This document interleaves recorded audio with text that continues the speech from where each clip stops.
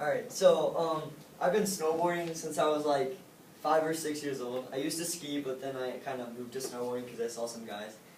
And as some of you guys know, I used to live in Spain like a year ago. And I used to snowboard like almost every day. I used to be like homeschooled, and I would go up to snowboard, and then I would come home in the afternoon and I would study and stuff. Which is kind of weird, but and then so the reason I did that is because I was in a competitive team.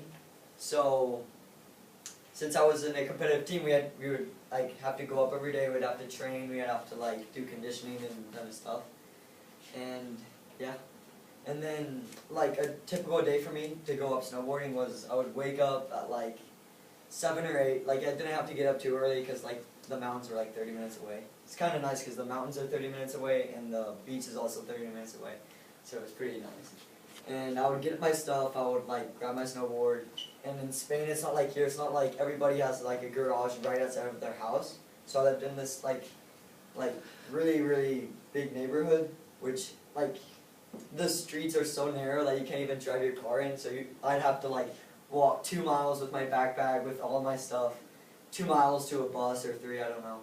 And it was crazy, like you walk on these like cobblestones and you'd pass like all these like churches and like huge stuff. I didn't appreciate it because for me it was like something normal, but like when you come back here and you see those stuff, it's like crazy to think about. And then you would get on the bus. It's so weird because you're going up to like this mountain to ski and it's like cold, but like outside it's like you can just wear a t-shirt and you're just wearing all these stuff because you're about to go up. And when you're going up, there's like, it looks like a desert, like there's cactuses, there's like all these like weird stuff, and then like 10 minutes later you're like in a mountain with totally different temperature or like anything. And then what I did for like snowboarding, my competitions, I did half pipe, slope style, big air. To explain, half pipe is like, it's like a half of a pipe, and you go down and you have to jump and do whatever you can, like tricks as best as you can. And it's so hard to explain, but it's just like a big pipe that you jump up and down, all the way down. And you get like 6 jumps and you try to do as best as you can. Slope style, it's a mix of like rails and jumps. So rails are like these like if you go down some stairs, there's like a railing next to you. It's basically that with different shapes and sizes. And you try to do tricks on that, and it's like 4 or 5 of them. And then you go into like 3 or 4 jumps, and you try to do as best as you can. And like 3 years ago, I got 3rd in Spain, which is really nice for my age though. And yeah.